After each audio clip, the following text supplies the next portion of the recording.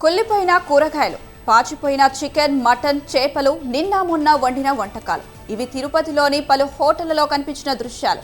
శ్రీవారి భక్తుల నుంచి అందిన ఫిర్యాదుల మేరకు ఫుడ్ సేఫ్టీ అధికారులు ఇవాళ తిరుపతిలోని పలు హోటళ్లలో ఆకస్మికంగా తనిఖీలు నిర్వహించారు. చికెన్ అపరిశుభ్రంగా ఉండడంతో పాటు డీప్ ఫ్రిడ్జ్ నుంచి చాలా చోట్ల దుర్వాసన వస్తుండడాన్ని గమనించారు ఆఫీసర్లు.